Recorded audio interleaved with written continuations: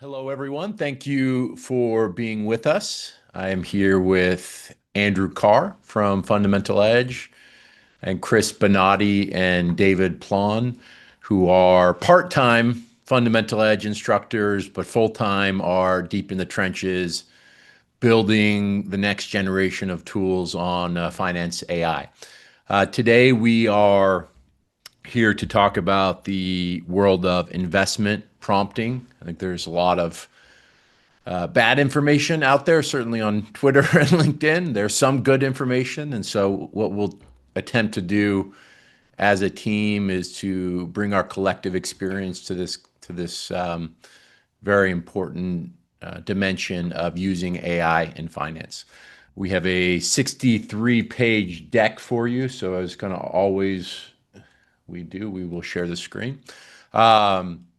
Really the core question that I certainly have been on a mission to try to answer intensely over the last 18 months, but really in earnest the last 3 or 4 months, is this question of maybe we should apply more AI to our investment process.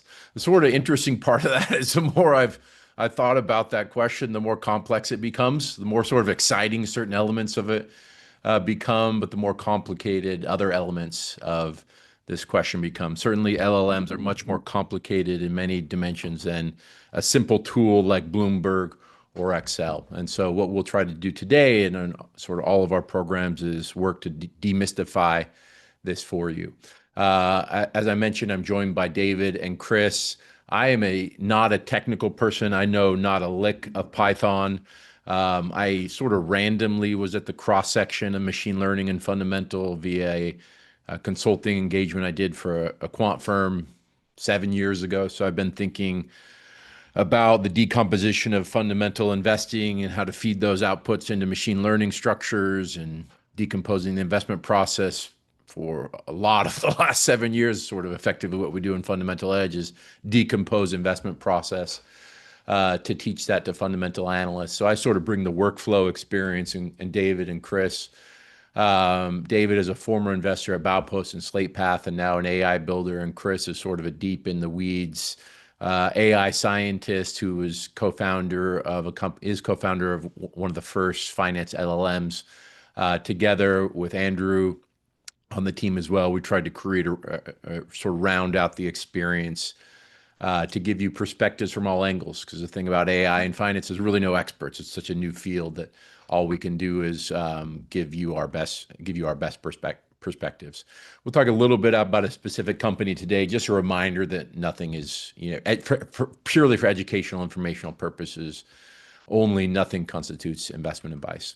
Here to sort of talk about four or five things today: why prompting matters, a little bit of an exploration of the fundamentals as to why language models hallucinate, how we can mitigate that to some degree with prompting, steering the stochastic system, a little bit of how to take that sort of grounding first principles into the investment research process.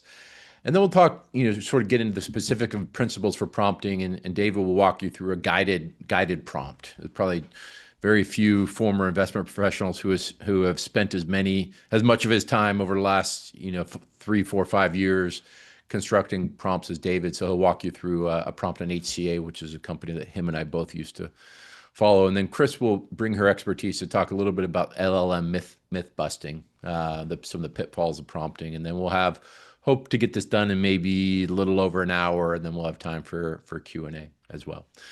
So I'm sort of have become a big believer after being quite a skeptic on AI for the first 18 months. Over the last 6 months or so, I've been a sort of a real convert, a real believer that the efficiency frontier in investment research can be positively impacted by AI, both for sort of high research velocity, fast use cases where I need to get to an insight more quickly. There are certainly some interesting triage use cases, but also I think almost equally or perhaps more interesting, these slow, deliberate research use cases, finding and discovering areas where AI augmented process can actually allow deeper insights via deep research protocols, web scraping, sort of data, quant work, et cetera.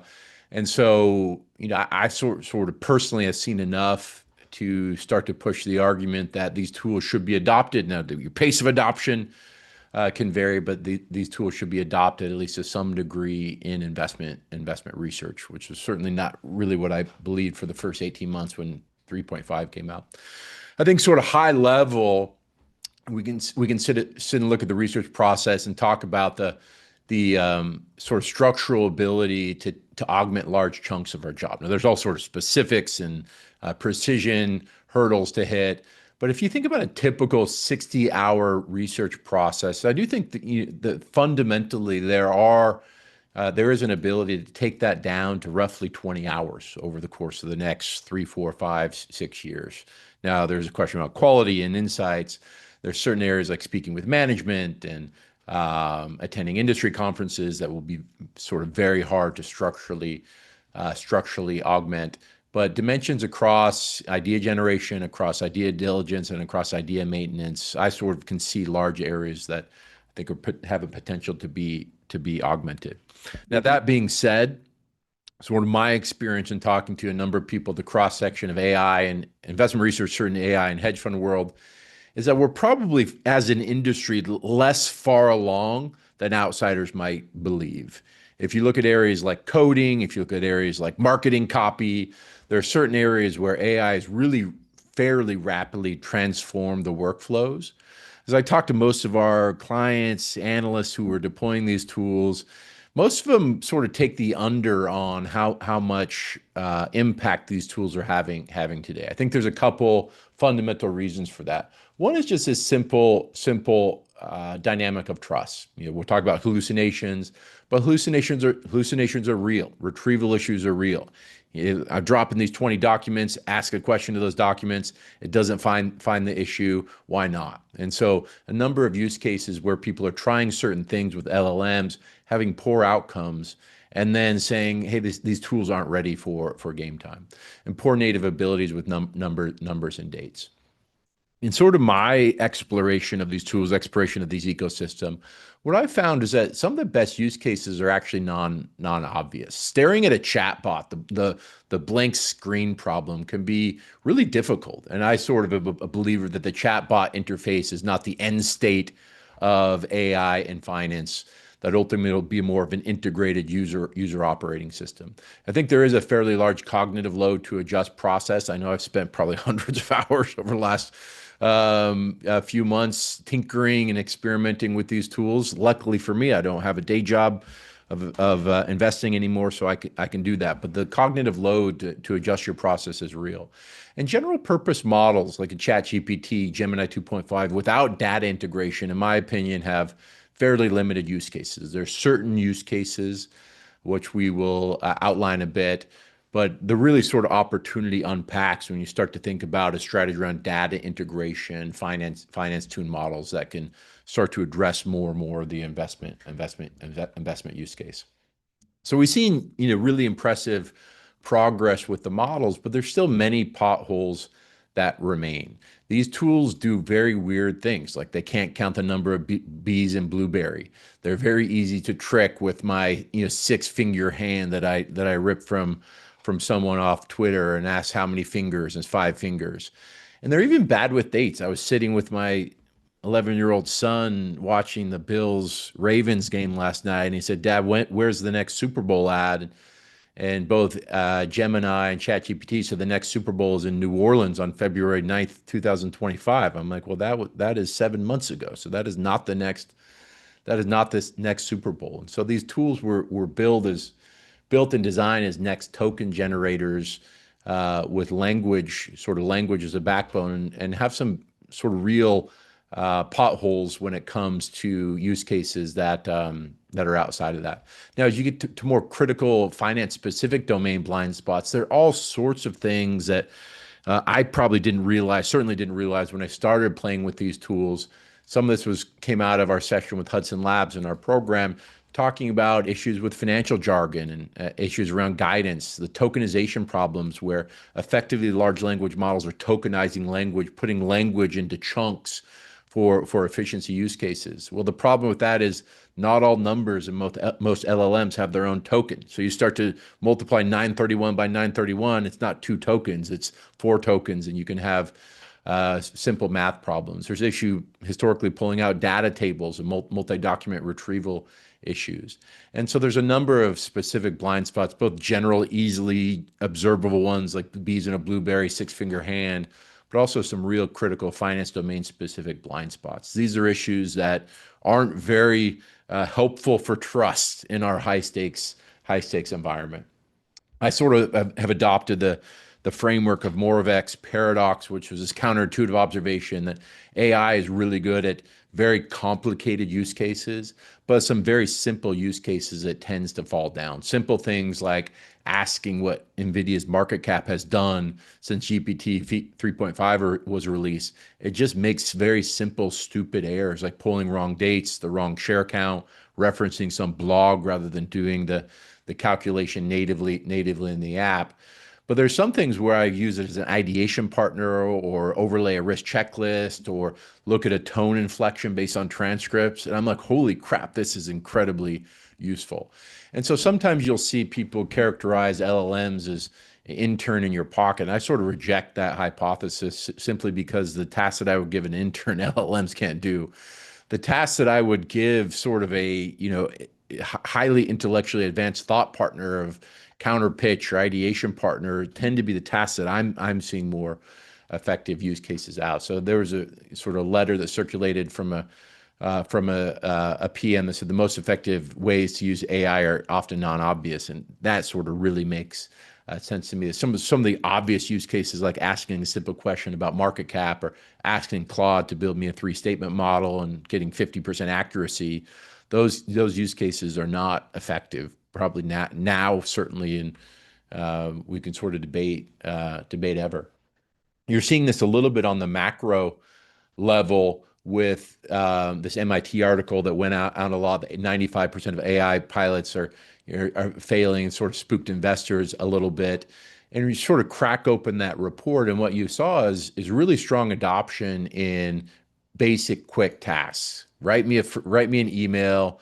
I need to email. I'm checking into the Hyatt next week. I need to send them an email to request something. A pullout, like that can. So I use that all the time. Very, very sort of simple summary, basic analyses, getting high adoption. Where you get into the complex projects of multi-week work, client management, really sort of much slower adoption. And we started talk about this concept of agentic AI. I can hand this whole process over. Well, if you're compounding mistakes, the agentic concept to me just doesn't seem to hold water. We've been in a little bit of a FOMO moment through certainly kind of 2013, but early into 2024 and 2025.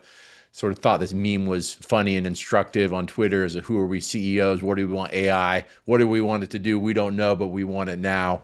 That's not quite what I've observed in the investment research realm, but I certainly have had a lot of conversations with funds about, hey, we want to adopt AI. We don't know exactly how we should adopt it.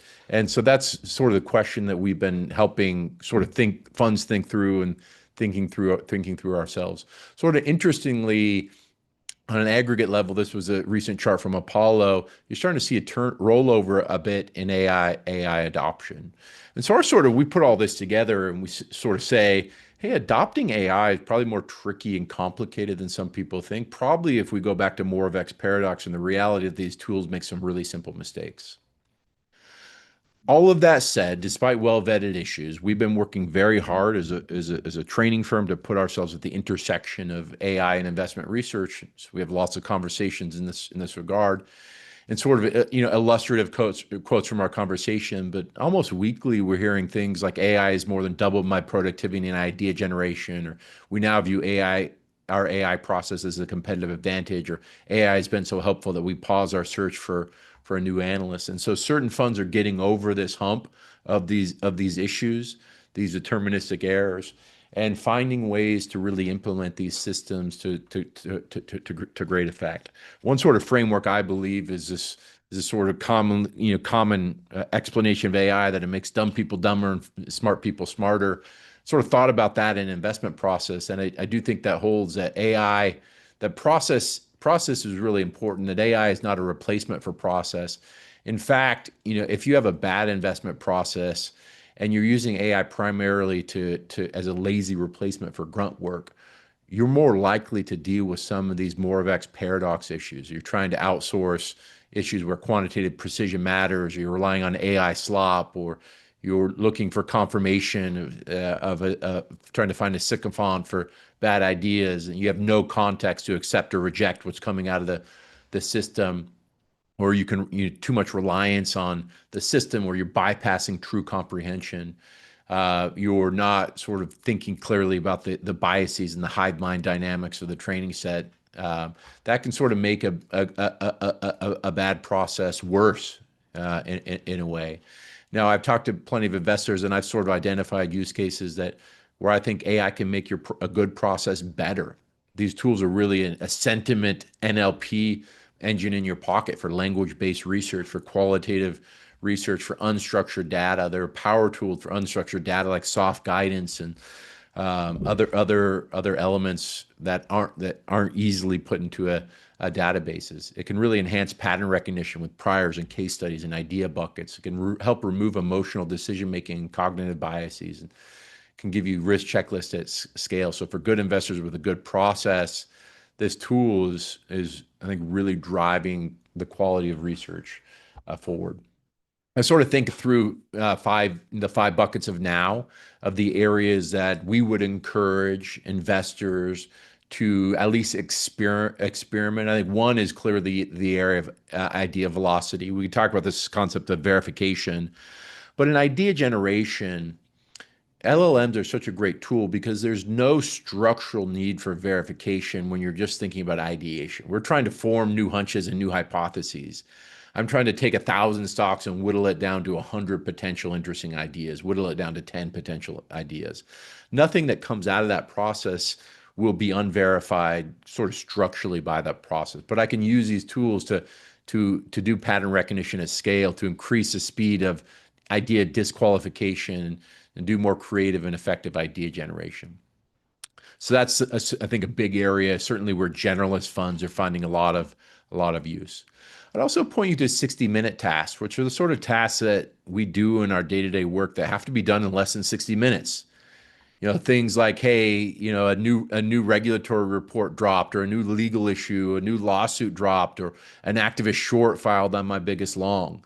I need to decide in under 60 minutes what I make of this. There's all sorts of triage use cases that we're using today. Often it's a sell side. Hey, let me call a sell side analyst who knows something about this. Let me do some quick reading. But the quality of insight that we can generate with these tools, getting fast answers when speed matters, is still not perfect, but it's probably better than the current use case that most of us are applying. If there's a new large acquisition announced after the close, the market hates it, stock gap's down 12%, I need to come to a conclusion pretty quickly of whether this makes strategic sense, whether the synergies can be realized, whether priors of these sorts of acquisitions were worked out or not. And if I come to a positive conclusion, I can react quickly based on what the market is giving me. That's real alpha that can materialize in my portfolio. I like the use case of thinking about AI as a sell-side junior in your pocket. Right? When I've been at tier one funds, you sort of have the ability to go to the sell side and say, hey, junior analyst on the hospitals team, can you teach me how HCA makes money? Or can you give me, can we do a 20-minute call on what DRGs are and explain what that is?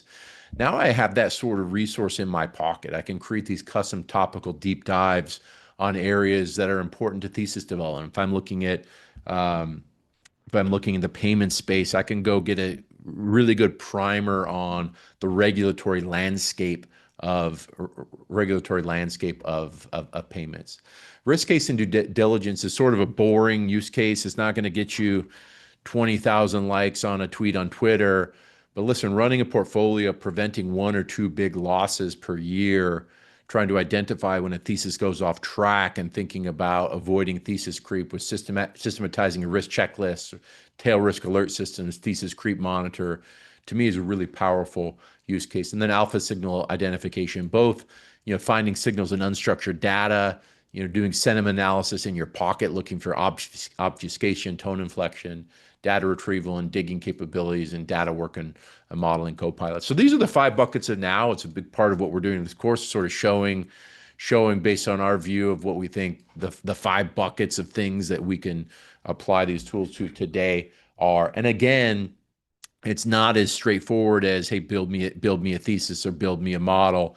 If you're using AI to build your models, to build your full investment thesis, to pick your stocks, my strong hunch would be that that's not going to work out very well for you. You may get lucky, but based on the fundamental limitations of these tools. So what are the fundamental limitations of the tools? Let's talk about what an LLM. An LLM is sort of a very simple characterization would be a fancy not autocomplete, which is a little bit more nuanced than that. A frontier language model is trained on next token prediction based on a large corpus of information, mostly publicly available information. The world knowledge and style, mostly from a web scrape, that also the task patterns and meta skills that are observed in that training set. The ultimate objective function of a large language model is to maximize the expected human preference score for responses, subject to staying reasonably close to the base model's learn distribution. Basically, these models are looking at the statistical patterns in the training set and generating text based on those observed statistical patterns. Now, that sounds great, but there are some issues as it relates to that fundamental training. First is an evaluation of the training corpus. The LLM corpus is not all of human knowledge, but a very specific slice of the open web. If you look into the various training corpuses or what's disclosed of those training sets, what you see in general is about 85% of the fundamental training corpus of an LLM is from a web crawler. It's 2.7 billion websites. You have about 10% that's industry academic papers, and about 5% that are books. So it's not necessarily all of human knowledge. It's a slice of open web accessible information on which the models can train. Now, these models do have search functionality now, but I would sort of point to the questionable quality of the search functionality. When I get bad outputs out of my AI work, a lot of it comes back to low quality news sources, pulling from an investors.com or a TipRanks or an FX Empire or a Seeking Alpha. I would say even sort of the leading models still can't quite get news right. And a lot of this is just a fundamental issue of the paywall of Bloomberg News, Street Account News, Wall Street Journal News, Reuters, Financial Times. So some real sort of fundamental issues. So that's, I think, one thing we try to point out is the essential the 8 stacks of information that go into our comprehension, analysis, and decision-making with news, filings, investment materials, transcripts, sort of the base layer of as kind of non-differentiated, differentiated news, and sort of semi-differentiated news like expert network transcripts, sell-side research, and then more proprietary information like our data and internal notes. A general purpose model is probably going to bat around 2 or 3 out of 8 in this information. So when you're relying overly on a ChatGPT to help you with comprehension, analysis, and decision-making, I would just point out that the raw ingredients for that comprehension just aren't there. They aren't there, which is part of the reason I think a data strategy, integration strategy is really important. So that's sort of one issue. Second issue is that large language models are stochastic by design. What do I mean by stochastic? Stochastic is basically a function that says that we're using controlled randomness to generate varied non-identical responses to the same prompt. If I ask an LLM, the sky is usually blank, the model might assign blue or clear or cloudy. Now, just because blue is the highest probability in the training set doesn't mean that blue will always show up. Stochastic means that there's a randomness of the sampling. That would be opposed to deterministic, where a deterministic system would always produce identical outputs by eliminating that randomness. So there's sort of a characterization of LLMs as a stochastic parrot.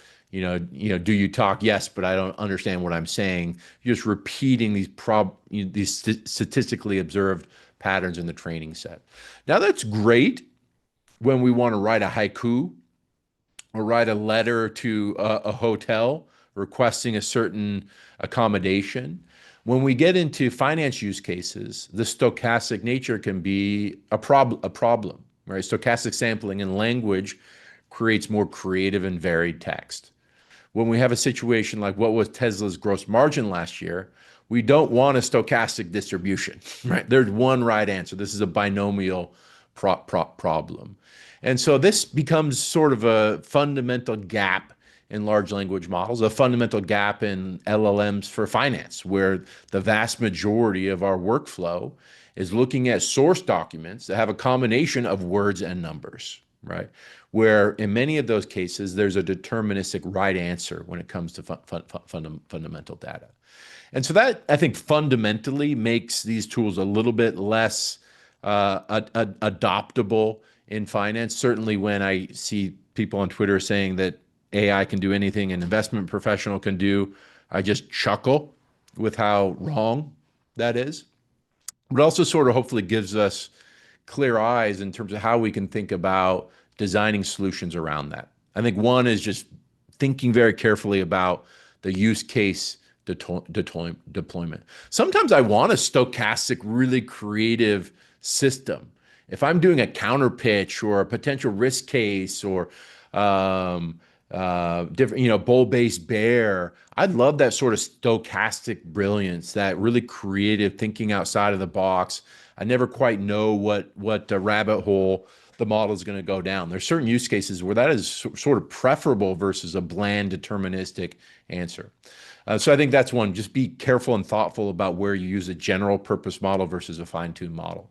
Second would be, tool selection and system design. We won't really get into this deeply here, but there's a really growing ecosystem of finance-tuned models, models that would be sort of sitting inside the Hudson Labs and Portrait systems with Dave and Chris. These models are much more deterministic. There's a thoughtful data strategy around citations, and hallucinations, if they're not eliminated entirely, will happen much less readily. So sort of my baseline approach is on an institutional level, thinking about a hybrid approach of a GPM, a general purpose model, and a finance tuned model, using those for the proper use cases. And then we'll talk about today is careful prompting. Prompting is not a silver bullet, but there are some prompts that can help activate the genius of the knowledge, that can sort of steer the stochastic parrot, both by eliminating or minimizing hallucinations, but activating the true knowledge and genius of the system. And so that's what we'll really talk about today. To start with hallucinations, what is hallucination? Hallucination is just a plausible falsehood, right? LLMs, again, are trained on lots of incorrect data. They're trained on data from Reddit and Wikipedia and Facebook. And I don't think any of us think the veracity of that information is high enough for the institutional finance workflow. So that's sort of step one. Step two is functionally LLMs are trained to guess what they don't know. A feature of it's a feature, not a bug, right? Pattern completion doesn't care about truth, only plausibility, right? And so hallucinations in some sense are inevitable.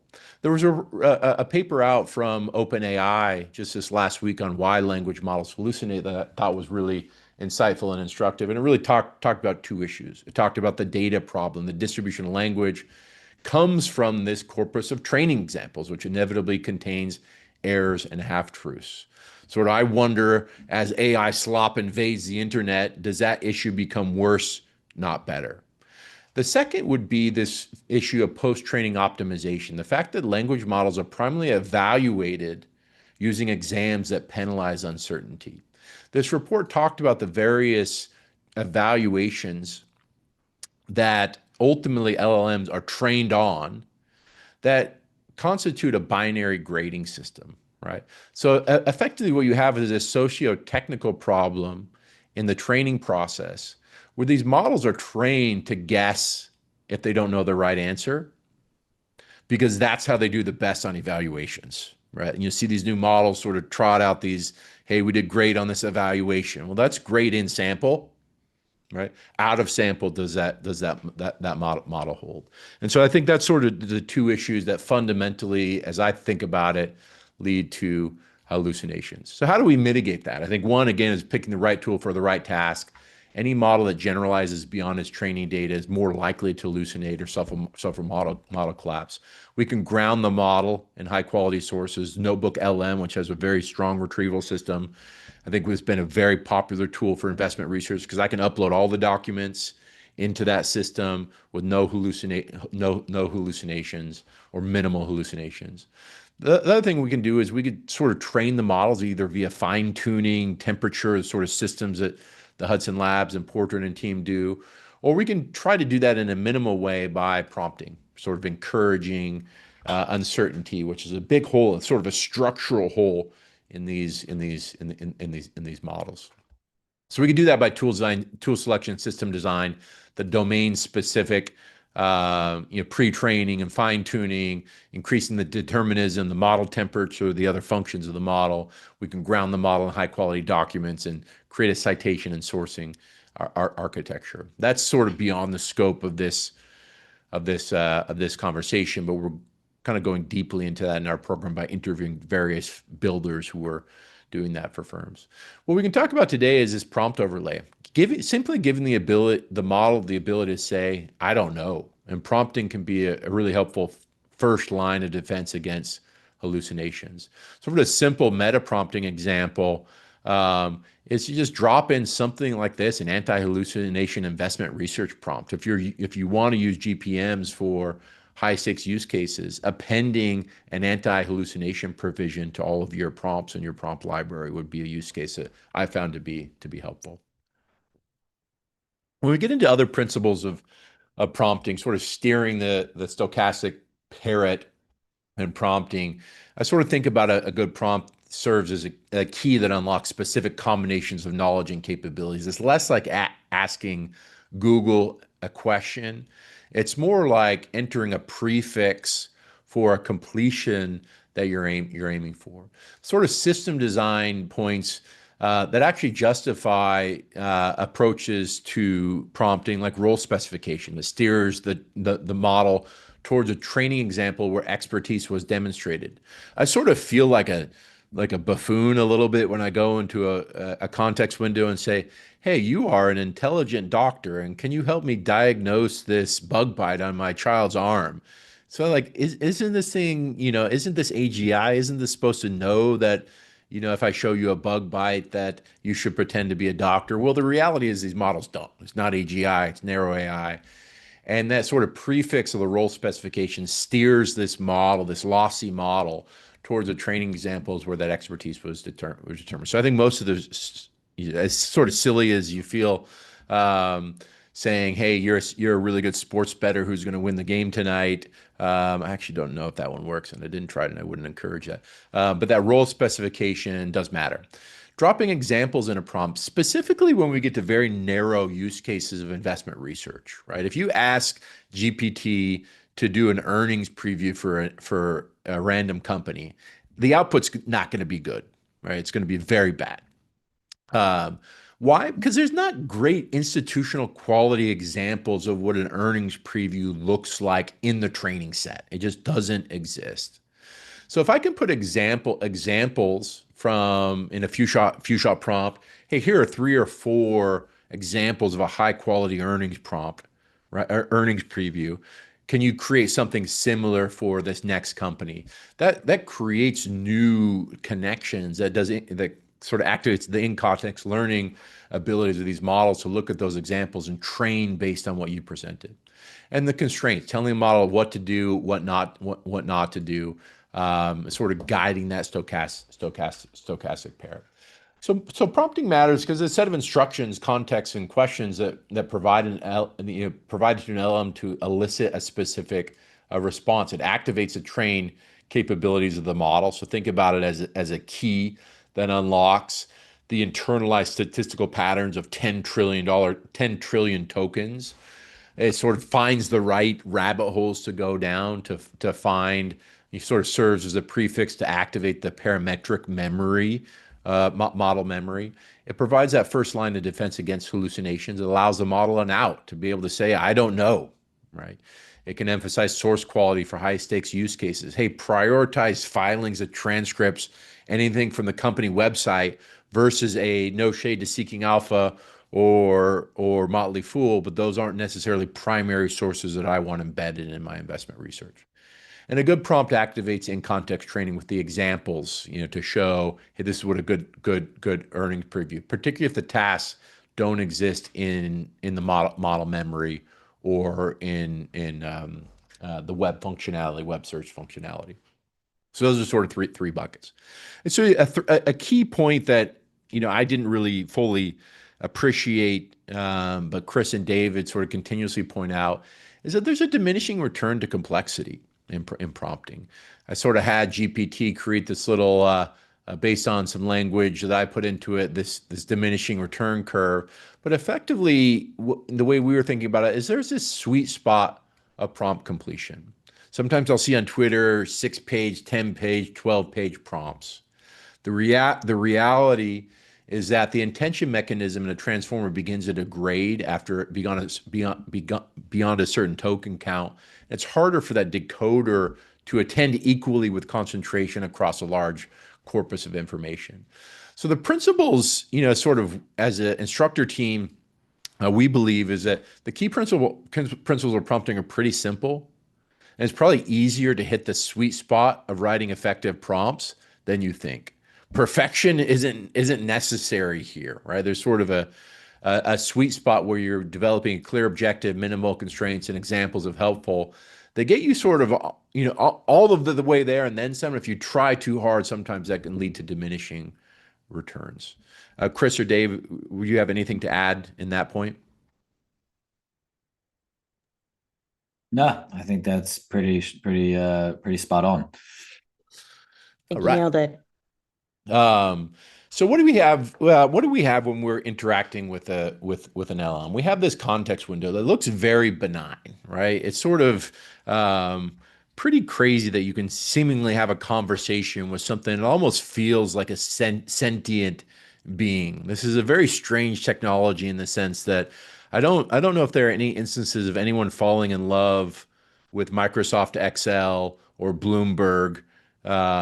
But there's sort of, I saw one on Reddit that a woman thought she was pregnant with ChatGPT's baby, and so this sort of anthropomorphizing nature of AI creates all sort of strange relationships with AI. But really, what we're trying to do is just demystify what sits behind this context window. Context window being the maximum amount of text or tokens that you can put in with a single prompt. That this sort of, when you put something into this window, it starts the process of retrieval, both from model memory, from uploaded context.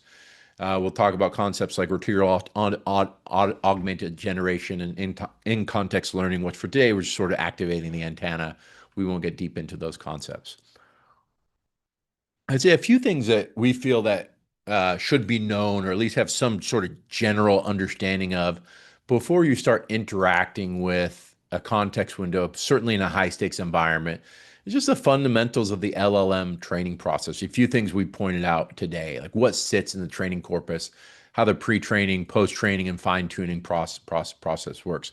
The instruction tuning, right? The post-training where human labelers are saying what is most helpful. That can create sort of masterful models that can also create some biases from the post-training process that we should be aware of. And the stochastic nature and the first principles of hallucination. So we touched a little bit on that. Second is, what is a training corpus, which you've also touched on. If you start to ask questions of an LLM that isn't in the training corpus, you're increasing your risk of hallucinations. If you say, hey, what did HCA say at the last investor conference, and that transcript isn't in the training corpus, you're more likely to get a hallucinated answer. Back to the point of the training objective, to try and guess at answers that it doesn't know. And so having a first principles understanding of what information and knowledge does this tool have access to, and let me narrow my questions towards sort of open web questions if I'm using a GPM, transcripts, filings if I'm embedding those, and thinking about the right tool for the right use case. How the inference process happens, how the prompt fundamentally influences your output, and then some prompting best practices. A few sort of high level points, and this goes back to the sweet spot I think as a team, we don't think that there's sort of 37 principles for prompting, and you have to know all these 37 principles to create the best prompts. I think that the sort of becoming very good at prompting can align with a few very simple things. There's a basic prompting concepts like a zero-shot prompt, which is asking AI to perform a task without any clear examples. You're relying solely on the model's pre-trained knowledge, the parametric memory, the model memory, and clear instructions. For certain use cases, that can be great. If the information lies within the model memory, you can get a good outcome. Situations like few-shot prompting, where the output or the input that you might need might not sit in the model memory. So providing a few examples, the desired input-output pattern can really train via in-context training, train the model to give you the format, style, and output that you need. Or chain of thought prompting, where you can guide the AI to show its step-by-step reasoning process explicitly, typically by asking it to think through the step-by-step of providing examples of reasoning chains. Now, with reasoning models and deep research, I think this is sort of becoming less important. But ultimately, these are simple keys to try to unlock the model capabilities. Some of the more advanced prompting concepts, one that I particularly like is this concept of meta prompting. It's kind of hard to sit there and design a well-structured, a half page, 1 page, 2 page prompt. But I like to use LLMs to create a prompt where you're basically sort of just word vomiting into Claude and say, can you create a very nice prompt for this use case? So sort of get Dave's view on that as he goes through the guided. Iterative prompting, where you can take a prompt and drop it into different LLMs and say, what would you improve about this prompt? Will this prompt likely create hallucinations? What are the issues with this prompt? How can I improve that? Recursive prompting, where you're effectively breaking down your prompts into sub prompts. This would apply to thesis development, where I could look at simple, less complex sub steps, create prompts, and then take those outputs, then put that in together to bull-based bear, or ultimately give me a thesis distillation of these inputs. For an HCA, I could say, how does business make money? What's the regulatory outlook? What are the end markets growing at? Take those outputs, drop them back into a prompt to say, give me a bull-based bear based on these outputs. So almost chaining together prompts. Or conversational prompts. There's sometimes you want a one-shot or few-shot prompt. I also find a lot of great experiences where I'm just sitting there having an ongoing dialogue and ongoing conversation. Not always, but in certain use cases. So these are some of the advanced prompting concepts.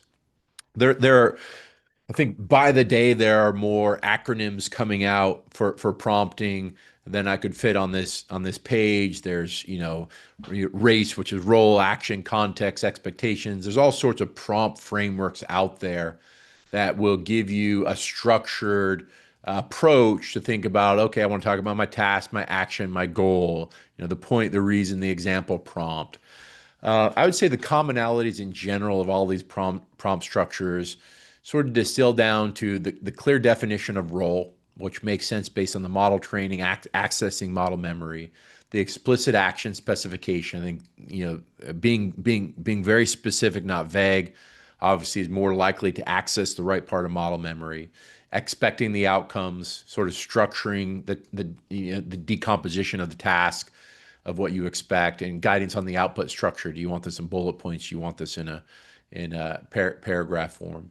The underlying principle across all these frameworks is that prompt engineering is just structured communication. Right? I think Dave will talk about writing a good prompt is not that different than being a good communicator, which is not a great thing for most hedge fund PMs, because we tend to just kind of want to grunt at the analysts as we're staring at our Bloomberg, but really breaking down communication in a structured way. For investment research specifically, sort of being sure to stipulate that this is for a high stakes use case, not to fabricate information, giving some guidance on source, like, hey, I want a diverse set of sources, or in this use case, if I'm looking at a healthcare company, I want you to really emphasize direct government sources from CMS, HHS. I don't want secondhand.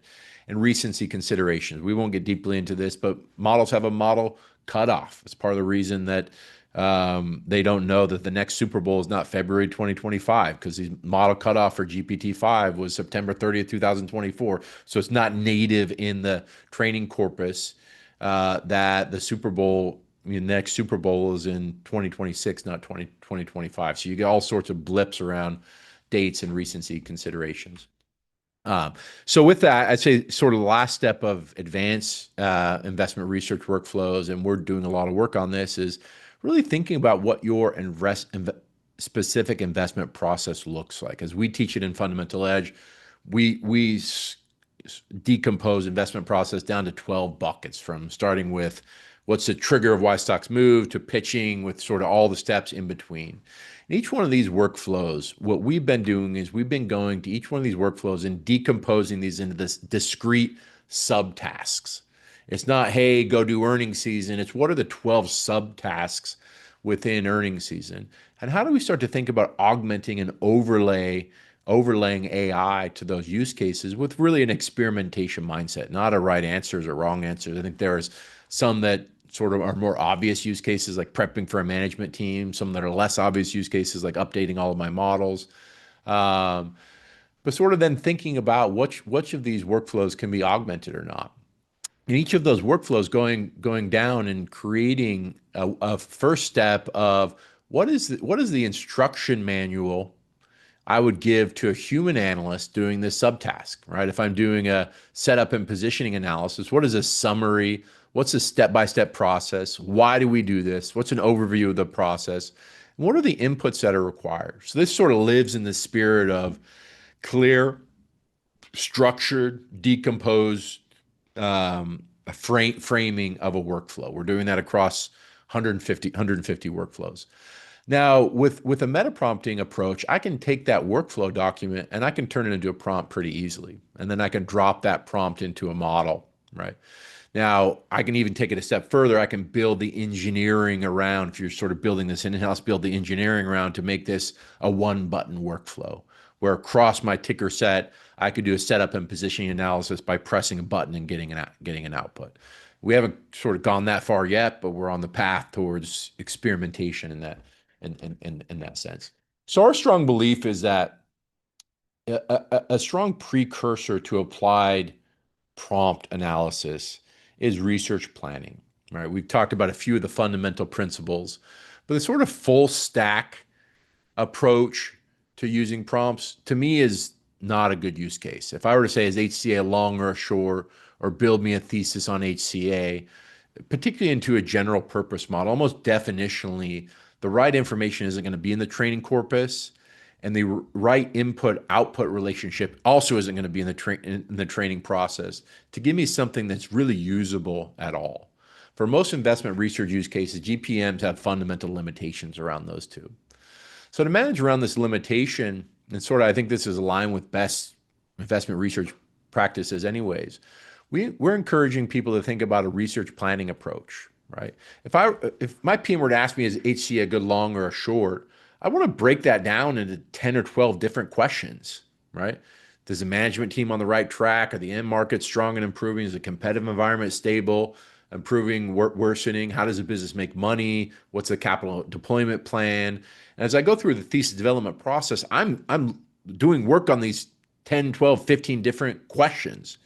I'm then bringing those outputs back together to formulate my thesis. Well, let's apply that process in the prompt construction process by breaking down each of these individual use cases into a prompt.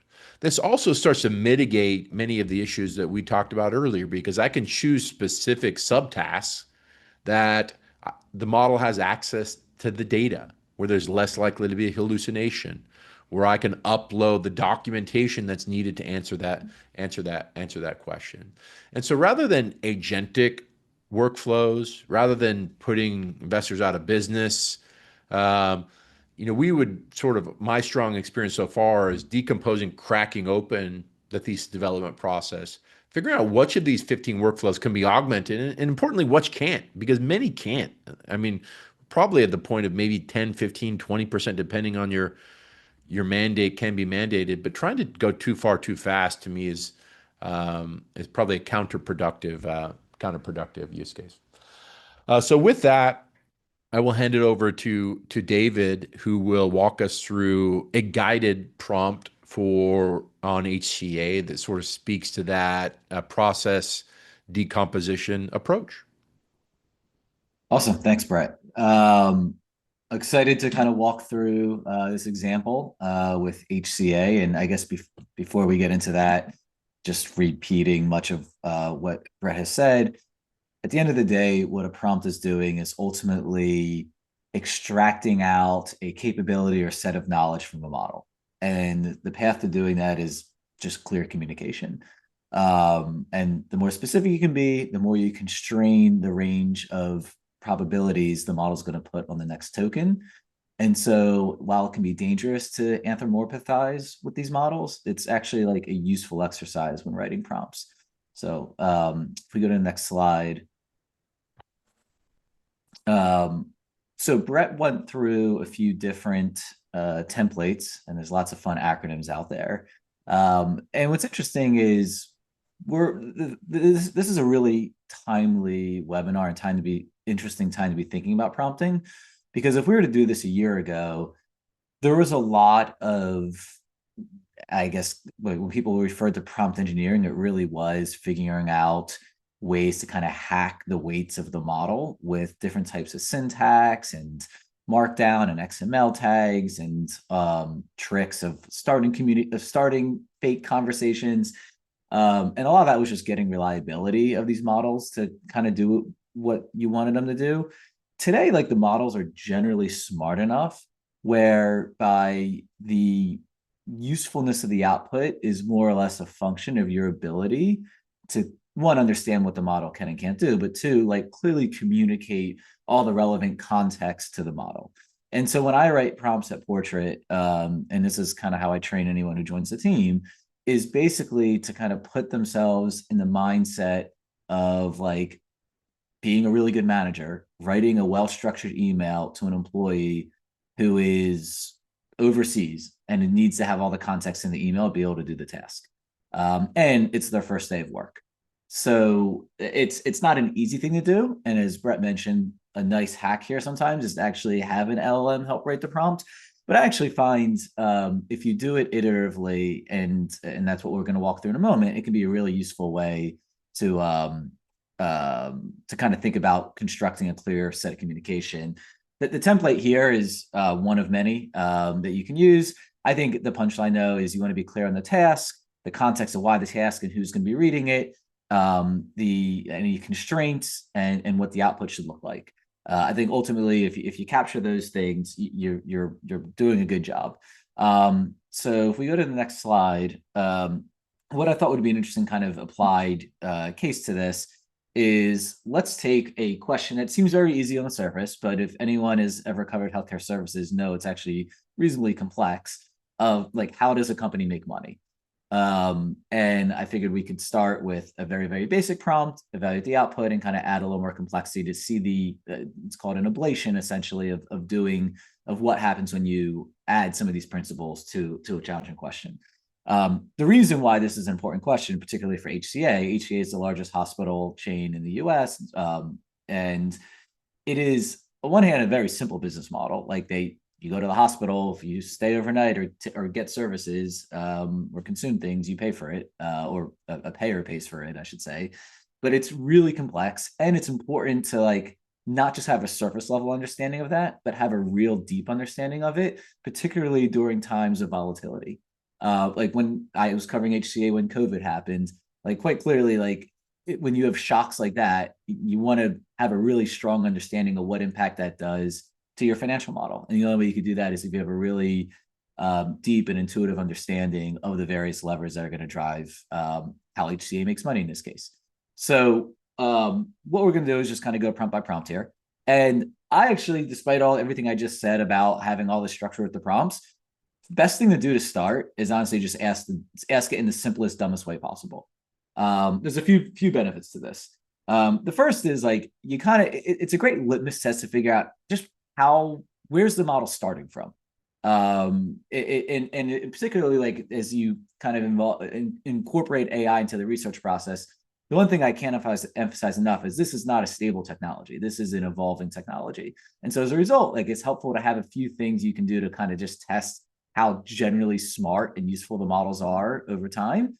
And having a few questions like this is a really helpful way to do that. Second reason to start with something really basic is you want to see like where you're going to have to spend time on the prompt. Like, what are the model's proclivities and how it's going to answer that question. So the and I guess the third reason is, like, if it actually nails it, great. You don't have to go spend a bunch of time writing a prompt. So in this case, I went to Gemini 2.5 Pro, which is probably my favorite model right now, only because of the very long context window. I find for a lot of tasks it's really useful. But GPT-5, Claude 4, Opus 4.1, Grok 4, all of these are going to be more than capable of doing this. So the first version of this is, okay, how's HCA make money? And if you go to the next slide, I think Brett will have these slides out later, and you can click and get the full response on the link on the bottom there.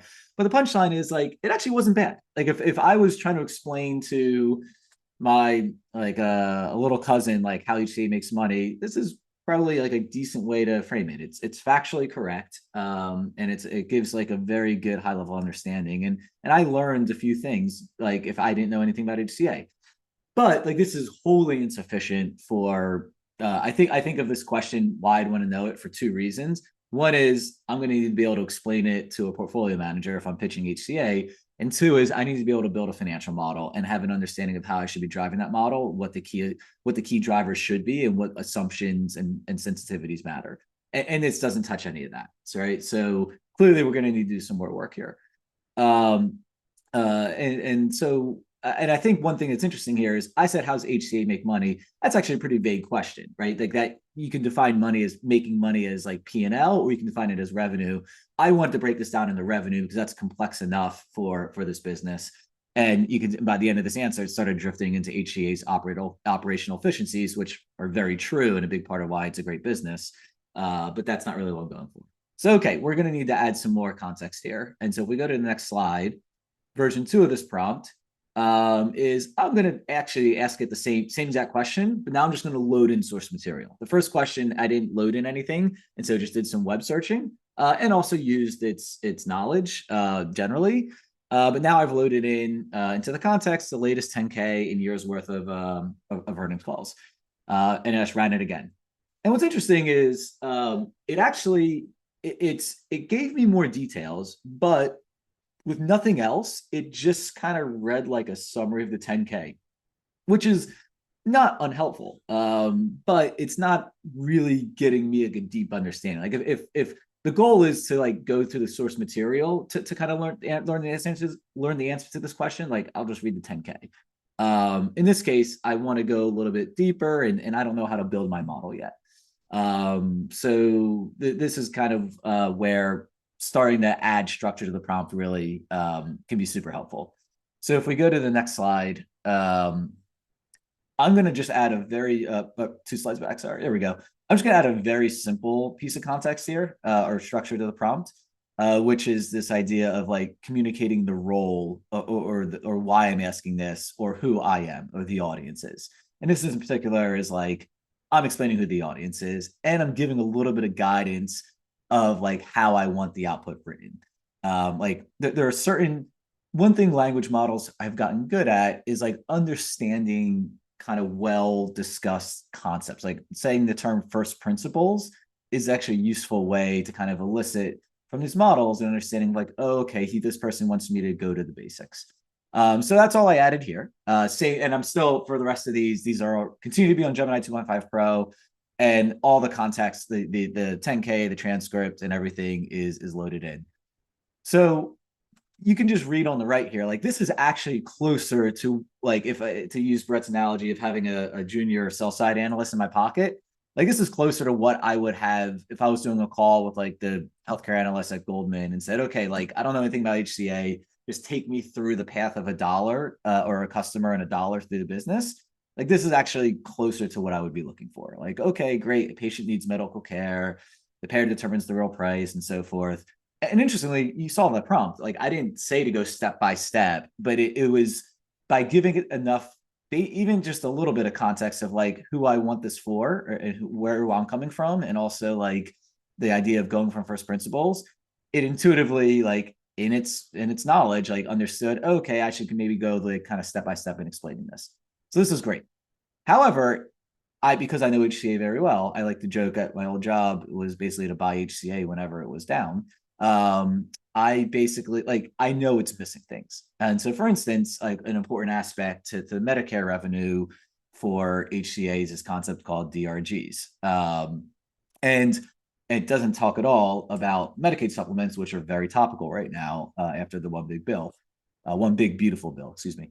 And the thing that's important in the meta point I want to get across here is like, as Brett noted, it's important and helpful to kind of build a set of prompts that can take on various subtasks in the investment research process. And right now we're in the process of building one that is very useful for, not yet, but it will be by the end of these slides, like how does a company make money?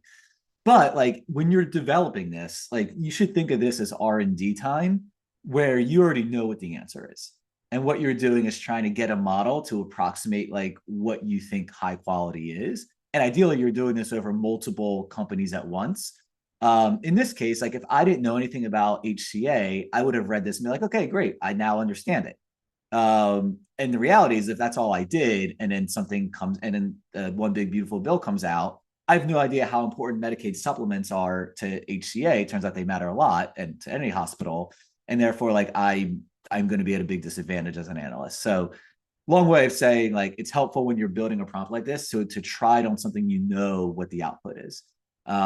Great. So let's keep going. Clearly we need a little bit more. And now for the first time, I'm doing some of those template things or syntax things that were mentioned earlier. I will say this, like the syntax here is called Markdown. It is the most basic of things to learn. In fact, I would go and guess ChatGPT or Claude or Gemini to teach you Markdown, and in 5 minutes you'll understand it. And what and the reason it's helpful is Markdown is basically a syntax that communicates format to a language model. So in the same way where if you as a human are reading a document and it's nicely formatted, where there's things that are bolded and headers that are bigger font size, you can't communicate that in like text because the model's not reading text, it's reading tokens. But you can do things like having the 3 hash marks at the top create that signifies a certain hierarchy of a header. So that's all that is. And I again, like models are getting smart enough where that's like maybe less important. It could probably infer that those things are headers, but it doesn't hurt to kind of reduce the load on these models when you can when you're writing a prompt. So that's what I do here. In this case, you can say, okay, I'm an equity research analyst, and I actually gave it a specific task rather than just asking the question. I tried to like, I figured it's probably seen initiation reports in its corpus, in the training corpus. And I figured like, let's have it essentially try to recreate something from a format and structure perspective of like how initiation report might look. So I said, let's write an in-depth section of the report called how HCA generates revenue. And then I kept the same context underneath under a guideline section. So yeah, let's see. So if we go to the next slide here, this is much better. As I now we're cooking, I wrote. In this time, we're actually getting the DRGs. The response I would say was like passable. And that was not a long prompt. That was less, 5-6 lines. And now I'm getting something that's really actually getting into like kind of the meat of like how HCA makes money. But like, let's say I have the time, I'm like, all right, I want something that's really deep and actually going to help me like build a model, right? And right now, like I'm still missing some level of depth. Like it mentions DRGs, but not how they're set. I don't really understand yet, like what are the key levers in terms of how I build the model of like volume versus price and so forth. So I'm like, okay, let's build a more complex version of this prompt using all the principles we've been speaking through earlier. So if we go to the next slide, here is kind of a fully baked, prompt that like we'll actually probably add in the portrait because I like it. And the concept here is like, okay, same general bones. In this case, there's a few things I added. The first is you can see that there's some XML which is again just like kind of helping delineate sections where you can see it says subsections. Those are helpful for just communicating to the model like what the output should look like. And you can see here, like I gave it a little bit more structure in terms of the makeup of like my response that I want, which I didn't do in the last time. In this case, I said, okay, let's break it down into 3 things. Like let's do products and customers, let's do revenue mechanisms, and then let's do a section on financial modeling. Like what is the revenue algorithm? I think this is pretty generalizable, right? Like if anyone asks how does a company make money, you want to know like who's buying, what are the products and services, who's buying it, like functionally speaking, ignoring like building your Excel model, like what are the revenue streams, what's the mechanism by which revenue is generated, and like how does pricing get set. Just fundamentally one of those things. And then I said, okay, great. Like now let's figure out like I need to put this into a model. What's the revenue algorithm, and what's the makeup of that? The guidelines here are I think really important, and I think this is one of these things where being really thoughtful about like I don't think just throwing a prompt at the ChatGPT and saying make this a good prompt will get all of this. So the guidelines here, like the ones that I think are helpful to be used if you're comfortable with them, or one is I actually say to the models, you may use your general world knowledge to contribute if you're confident of the accuracy of your information and you're not relying on your memory for specific facts. I understand that is opening up the potential for hallucination. But it also opens up the possibility that like the models are really smart. They know a lot of things. They've been trained on trillions of tokens. And so for this type of task where I'm not asking for like a specific figure, but I'm like trying to understand an explanation, if HCA in their 10K doesn't touch on like how DRGs are set, because I don't think it does, like I still want to know that. And I'm okay with like taking that risk. But I'm doing it thoughtfully and kind of putting it in the guidelines. And then there's other things that like another thing I think is useful is if you're ever going to write a prompt where you're like specifying kind of the output format, which I've done here, and you try applying that to lots of different companies, there are going to be times where like this just won't make sense. Like there for whatever reason, like I can't think of one for this one is so basic that it's hard to think of an example, but there are plenty of times where I'll have like a unit economic question or prompt, and then I apply it to a bank. And it's like, well, banks are, there's different sections you would have for that. And so in that case, or like, yeah, so there's plenty of examples we could think of, but like in that case, I have that bottom box, which is like, hey, if there's something here that's like not being captured in subsections, like feel free to, so giving the model a little bit of an out. Again, not dissimilar from like how I would write this email to an outsourced analyst if I was asking them to build a report for HCA for me. Okay, so with this heavier prompt, and we'll send this to everyone who kind of attended, I believe. We won't. I wasn't able to paste the whole output here, but it does a much better job. Like now you can see here, it really does get into the meat of like, here's actually how DRGs are set. You getting to the market basket and so forth. It's now getting into supplemental payments for via Medicaid. And on the box on the right, it's really helpful, right? Like now I understand, okay, like here's maybe how I can start modeling the different measures. And one of the key things that matters for HCA is revenue per equivalent admission.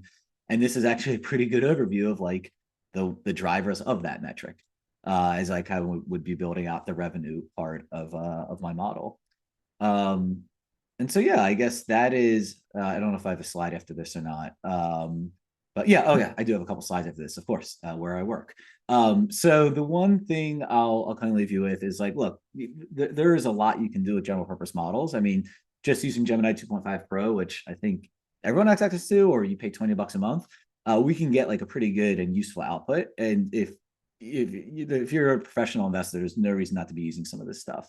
That said, like I think I of course co-founder and CEO of Portrait Analytics, as Brett mentioned, and a lot of what we try to do at Portrait is take the friction out of this, and so you're able to not have to spend as much time because we've already like initialized the model to kind of think and act like a research analyst in a few different ways.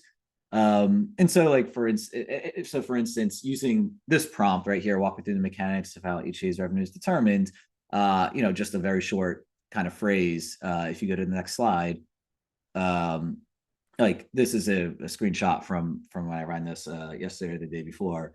And it's a flash of our cover of deep research, and it like we naturally will get into like a lot of the depth there. Like we'll kind of decompose that question into like, okay, like all the same context that I put in that prompt previously. And so in this case, like, you know, Portrait was getting into like actually some of the things that are quite topical with respect to the one big bill and the impact that has on Medicaid supplemental payments and so forth. So like long way of saying, you know, unsurprisingly, I'm going to talk my book and say that you know, these models and systems built by companies like Hudson Labs and Portrait can be really helpful for obviating a lot of the complexity, but like you can still get a very far away along the way by using kind of general purpose models. And a lot of like the power users of Portrait who get the most value out of the system apply a lot of these principles anyway within Portrait to get like really, really powerful outputs. And we'll have libraries of prompts that are well constructed for their specific research process, and already have a lot of the basic scaffolding in place. So yeah, that's kind of maybe a very quick case study into you know, prompting, and maybe if you skim some of that, you have a better idea of how HCA makes money.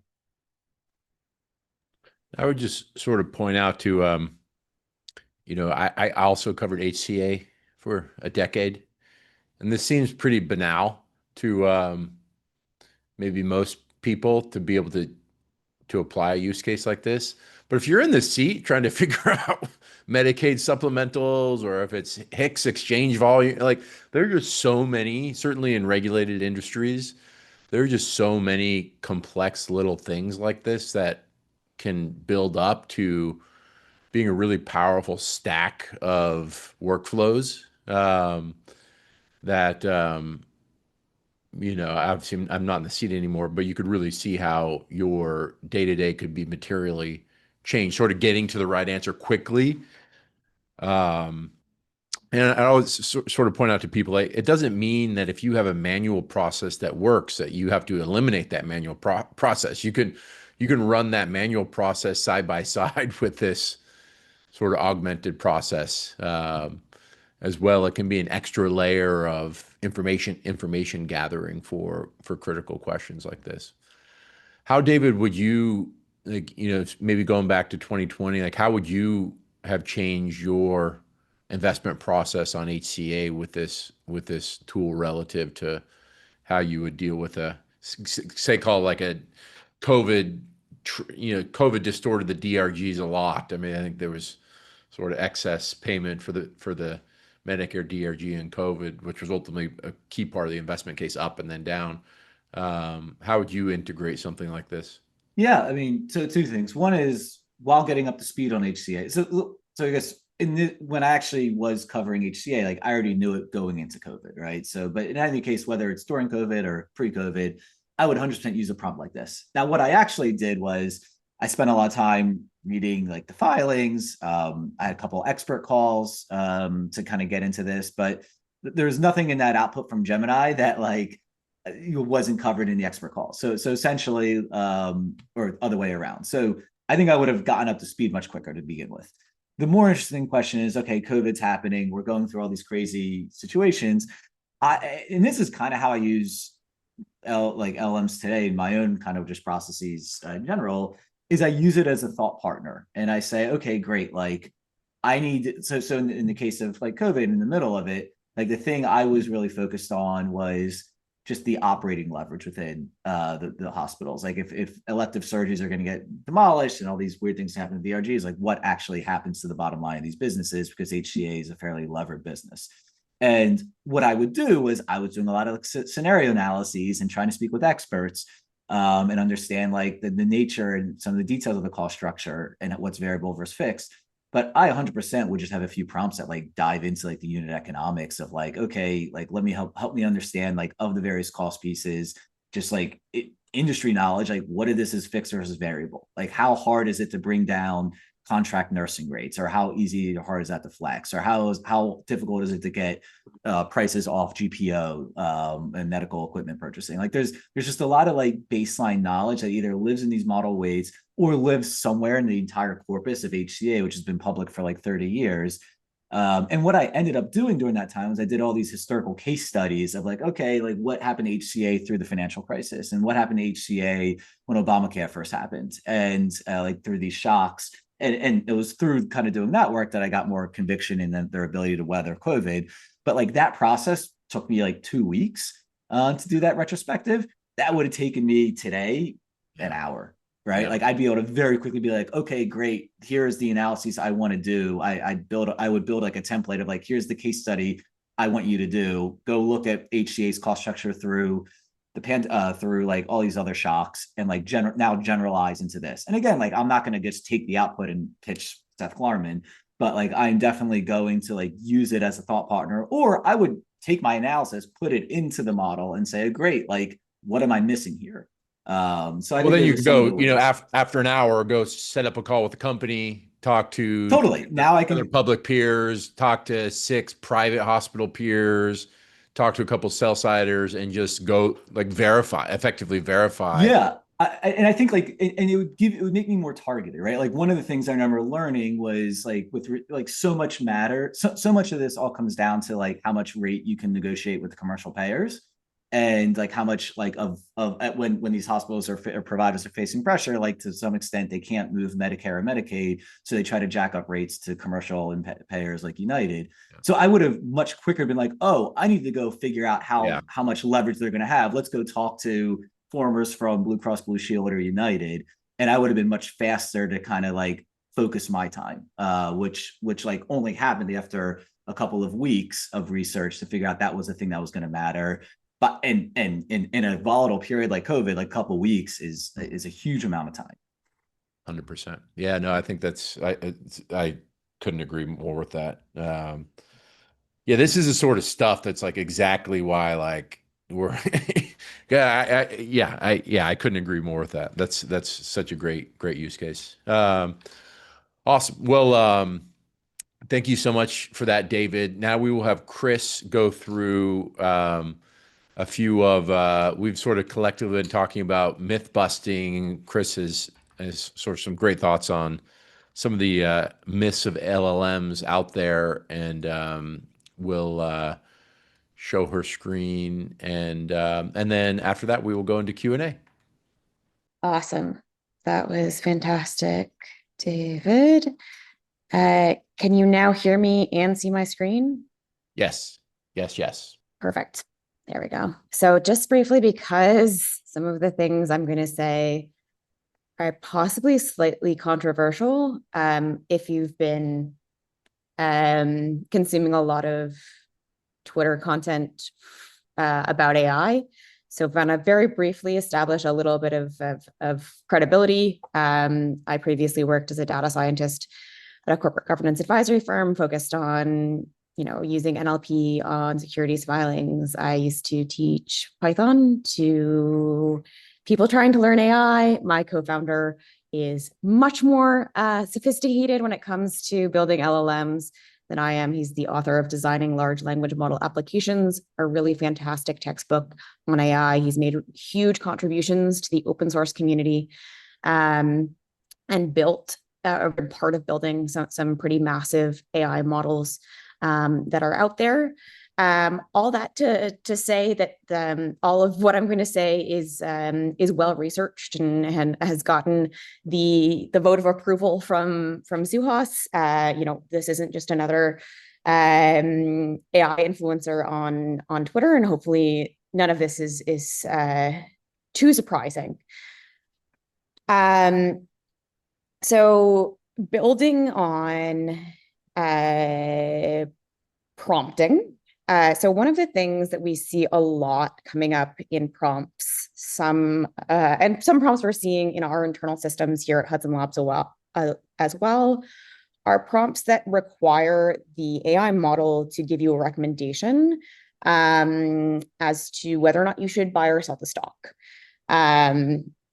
I tell my clients that they should do that in one situation, and that situation is when they think the collective wisdom of Reddit has a higher chance of success at picking a stock than they do. I think a lot of what you heard already explains why it's not a great idea to let an LLM make a high-level reasoning decision for you, despite the fact that it can help you think through a lot of those things. ChatGPT underperformed even a linear regression model at predicting stocks. It can seem like it's really good because, it is taking in all of the information from Wall Street bets, et cetera. It can do a really good job at pattern matching. But at the end of the day, LLM reasoning abilities are wildly overestimated. That doesn't mean AI reasoning isn't incredible, because AI reasoning is incredible. It is amazing that we have these models that are able to replicate human reasoning even 50% of the time. But when we talk about actually testing reasoning, a lot of what we're doing when we're using ChatGPT doesn't actually challenge, it doesn't test reasoning. So if you see something in a headline saying, hey, GPT-4 can beat 90% of lawyers at the bar, it already has seen all of the questions and answers to the bar, so it's not really a good out of sample reasoning test.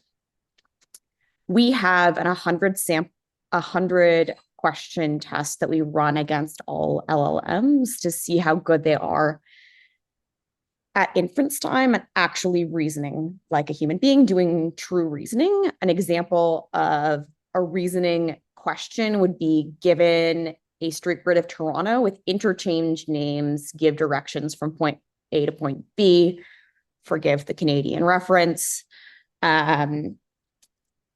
This isn't something that could pop. Chris, I think your deck is stuck on slide 2. Oh no. Are you now? Yeah, it's moving now. Yep. Yeah. Perfect. Okay. Out of sample reasoning test. Yep. Perfect.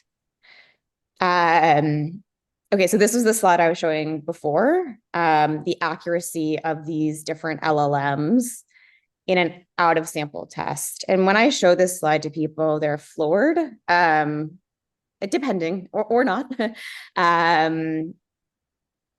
It just shows that even these really incredible thinking models aren't as smart as you when it comes to critical thinking tasks. They're going to be a lot better than a human at specific actions, but aren't able to actually reason like a human being in many instances. And when we talk about testing reasoning, one example would be, say, here's a map. We're going to change this map so that can't possibly look at something like something in sample. It's not something you've already learned. Now that you're getting information that is new, do something with that information. So that's true reasoning, being presented with a new piece of information and having to do something with that. And you get these types of results where even state-of-the-art thinking models are only getting 50% right. And we'd expect a human to get 100. That is not a bearish take on AI. It just means, you shouldn't be outsourcing high-level critical thinking tasks to AI, despite how nice that thesis might look. So learning about prompt engineering is super important.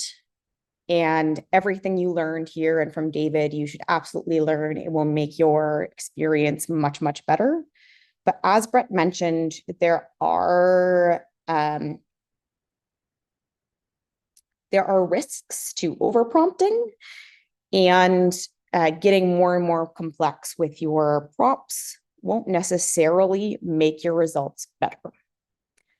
One thing, and this result comes back to the idea of like, okay, I've now created an AI model that can pick stocks better than my analysts. In a number of situations where we've seen someone say like, oh, hey, look, I've created this AI agent that is incredible. It, is able to get the right results or exactly what I'm looking for. The prompt contains information that gives away the answer. So let's say that you really want a model to give you HCA as the answer.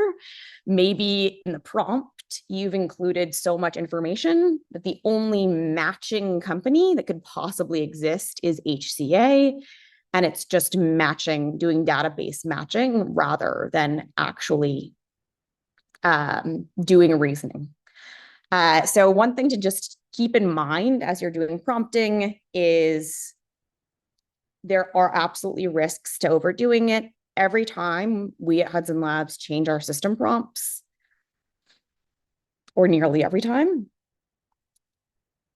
there is a benefit, but also some degradation somewhere. Because whenever you ask for something more, it's easy to see what more you're getting. It's hard to see what you're losing. David and I had a conversation about this, and how you overcome these risks is really by having a validation set where you test your prompts across a large universe, so you can see how it's going to apply more generally. That's often not something that you can do as an individual, but it is something that Portrait Analytics or Hudson Labs will do for you, and put that in on the background. Sorry, David, do you want to I saw you unmute there. No, total accident. Go for it. Okay.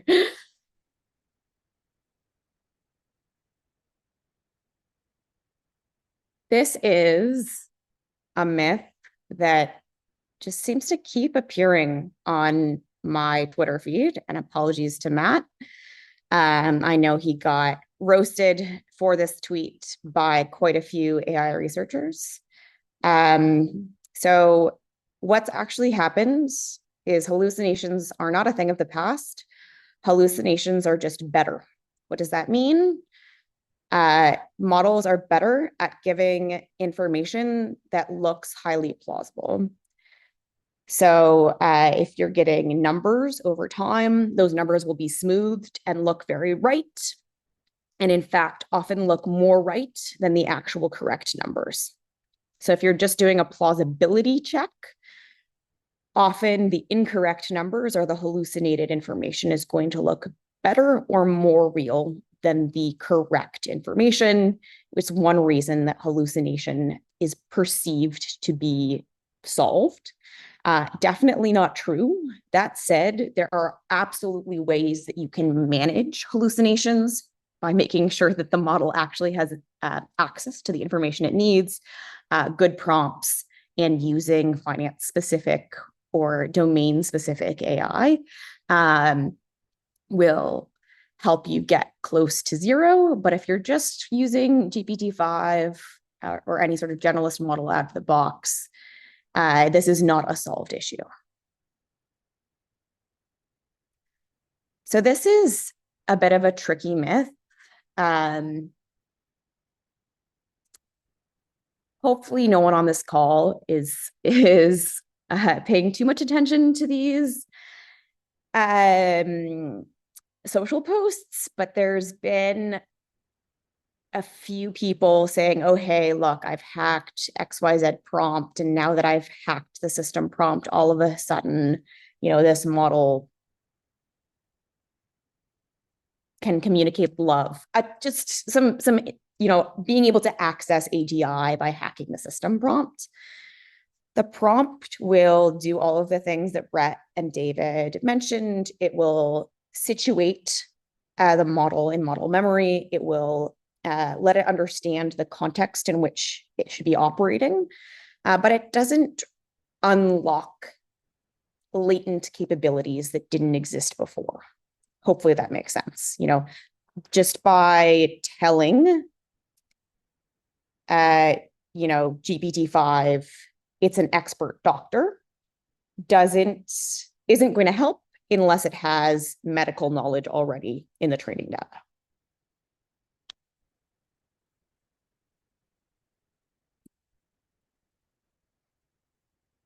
I've been told by a couple customers that they actually like it when there's a bit of latency in their AI products because it gives them the sense that they're getting a better result. As you saw in my previous slide, to some extent, this is true. We do get better results with thinking models. Why? Because the model goes back and is able to fix its mistakes. However, there's also such a thing as overthinking, and it's quite common. So there is very much not a linear relationship between latency or how long a model thinks and the quality of the output. If you're building AI systems, this means you should be thinking about thought budgeting. In general, it's just something to keep in mind. Just because something took 30 minutes doesn't mean that the output is going to be better than a 10-second version, necessarily. The other thing that people often get wrong is this isn't real. It is somewhat real. It's just a guess. So if you're trying to really audit how the LLM got to a conclusion, will be somewhat helpful, but it's not an exact replica of what actually happened internally. The truth is, no one really knows exactly what's happening or how a thinking model arrives at the ultimate conclusion. So 6-page prompts will give better results, 12-page prompts will give better results. To some extent, of course, having a longer prompt than just a couple of sentences will give you better results. Setting expectations, being specific, making sure you communicate date specifics, etc. Don't assume that the LLM knows context that a human would know. There's lots of little aspects of prompting that will make your prompts much better. However, we've seen some very, very long prompts that ultimately don't make sense, in part because they're so long, but in part because they include a lot of elements that aren't necessarily supported by research. So we're seeing prompts that include a call for the model to take on different roles at different times and debate each other to come up with a better solution. There's no evidence that actually is going to give you a better result. But another thing to keep in mind is even with longer context windows, even with thinking models that can chunk out and come back and sort of try to overcome the context limitation, there is still an issue with forgetting. So just because a context window is big doesn't mean it's actually being used. So when you put too many instructions, the chance that instructions will get lost or not paid attention to increases. That's something to keep in mind. I always tell people that our system prompts are less than 2 pages. Everything else is being handled through model training. So if you're using, for your purposes, you're almost never going to need a 12-page prompt. You probably shouldn't be asking the model to do that much anyway. And it looks like I'm at the end. Anything to add, David? Brett? Brett, I think you're muted. I did not. I will just do a couple closing slides and then we will open it up for Q&A. So sort of circling back, I mean, effectively what we've been trying to do is help firms answer this question of maybe we should apply more AI to our investment process. And I think the answer is we should. You should, as sort of evidenced by even this example in HCA, the DRG thing. I mean, the sort of imagining taking this 2-week painful process down to a 1-hour process is, I don't know if transformational is the right word, but highly impactful to the investment process. I can't really imagine being in the seat covering these companies without really pushing that sort of process process forward.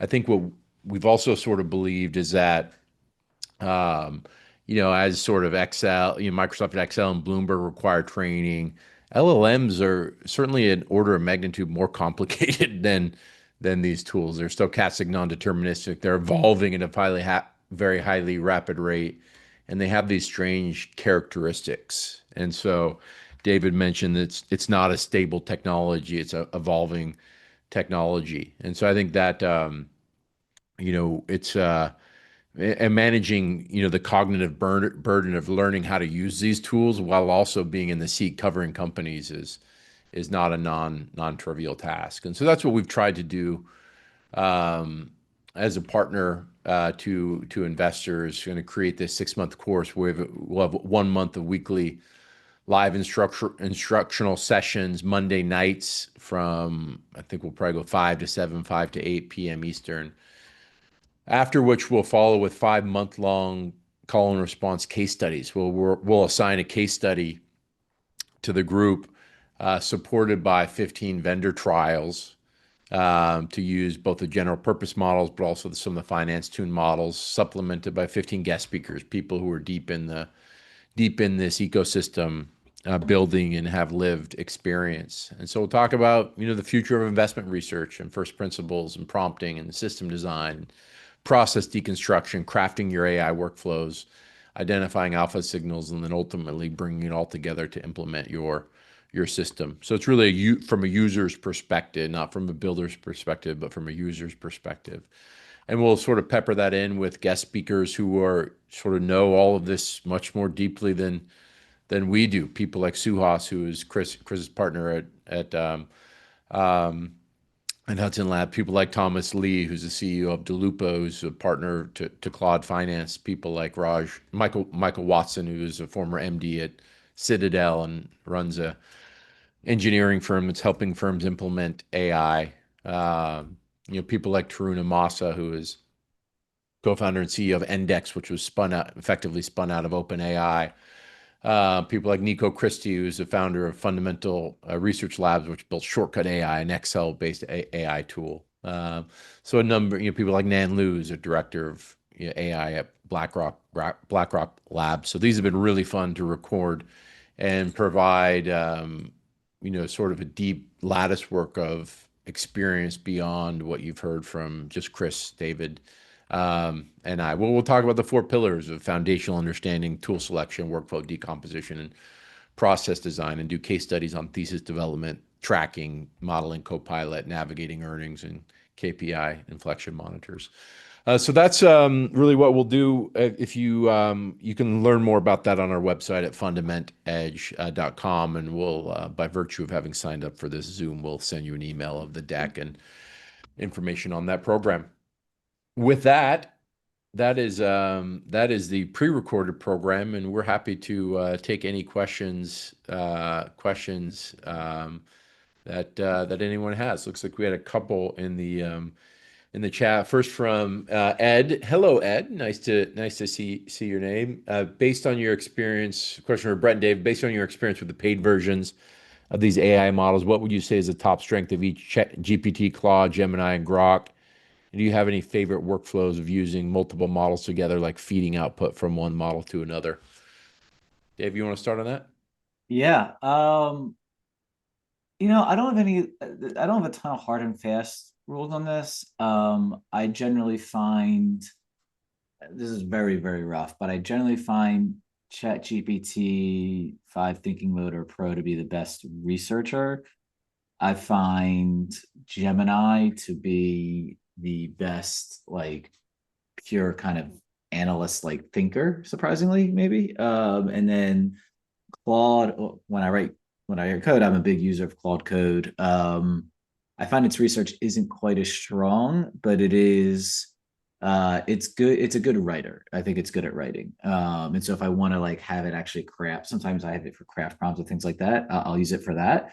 That being said, the way I actually use these models is like, if you're in an investment firm and have the budget to do it, just pay for all three. Like it's really fun and interesting to just, or Grok as well. I don't use Grok, not because I don't think it's great. It's just I only have context for so much. But like really what I do is like I will just throw it into anything I can. Like if I have a question or a prompt or an analysis, and I wrote myself a little script that does it for me where I just upload it once and I hit the APIs of all of them, but like you could just do it manually in your browser. And what's really fun about that is one, you can get a feel for like, you know, the model strengths and weaknesses, but two, where they disagree is really interesting. So a lot of times, like I'll put something in there and I'll look at the outputs of all of them, or I'll just copy paste the outputs of all of them, throw them in one of the models and say like, synthesize this, like where are the differences, where are the tension points.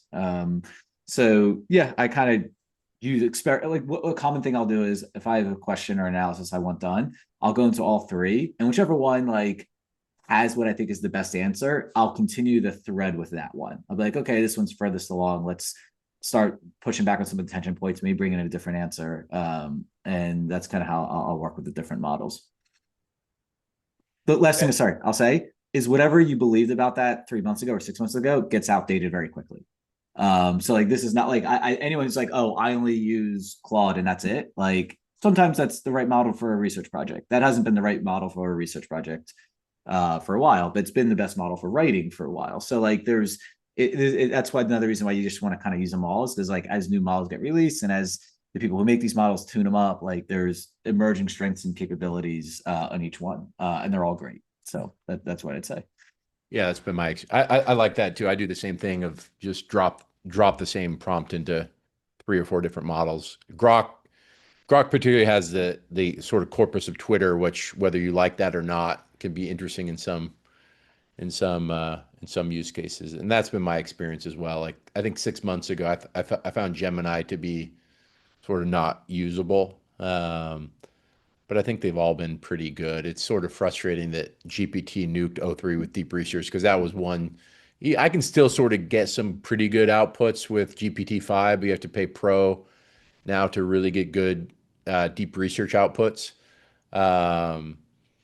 But that was one that I think was really differentiated, was GPT with deep research.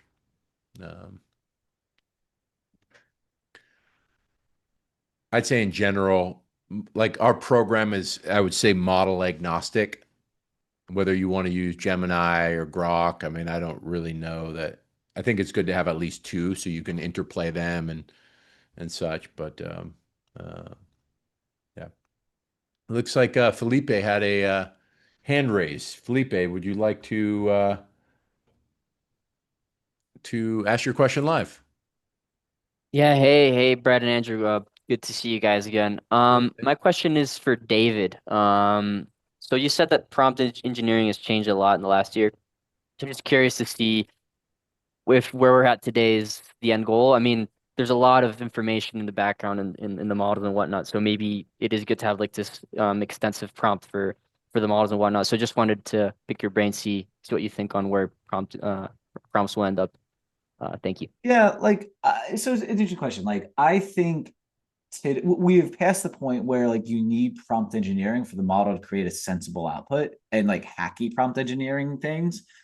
But I don't think like I don't think clear communication ever goes out of style in some sense, right? Like it's like nothing I was doing there was I like put it this way, if you said, hey, this system is AGI and you put it in front of me and you said prompt it, like I'd still want to give it that background context, right? Of like, hey, write this for someone who doesn't understand HCA's business.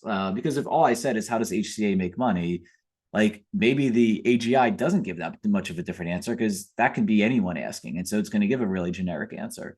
So I think like the idea of like clear communication will continue to be important. Now, I think what will change over time is where and how that communication is provided, right? Like today, by and large, you have to give that each time either in a system prompt or in a a prompt itself. But like you could convince me that like as memory becomes a more developed feature set of these models and these systems, or like it has access to your internal data systems and can kind of infer and maybe write its own prompts based on outputs that you've labeled as high quality, that it can maybe start, like you might not have to clearly communicate that yourself. There might be other ways for it to learn it, but I don't think we'll ever, I don't know if we'll ever get to a point where like it is, it's like I think clear, I guess, yeah, I'm just repeating myself, but like I think in some form or fashion the expectation and the context needs to be communicated. Today that happens in a prompt window. It might happen in a different way in the future, but I don't think at any point in time soon we'll ever really get away from that. Got it. Yeah, Thank you very much, David. I think my general belief is like prompting should be taught in like an hour and a half, not 12 days. And a number of these finance 2 models. So I think David made the point about it being hacky. Like AI has been very hacky. You've had to go download and then re-upload documents and hack your prompts. And you've had these, a number of sort of enterprising individuals on the right end of the bell curve getting really interesting use cases out of that hacky approach. But effectively what you're seeing now is you're seeing a lot of this tooling build up around these approaches. I'd say generally for, listen, you can still hack it if you want to pay $20 a month, but a number of these portals, part of what their value proposition is yes, having the models fine-tuned for the finance use case, which is very important, but also simple things like having the transcripts and filings embedded, having your prompts embedded.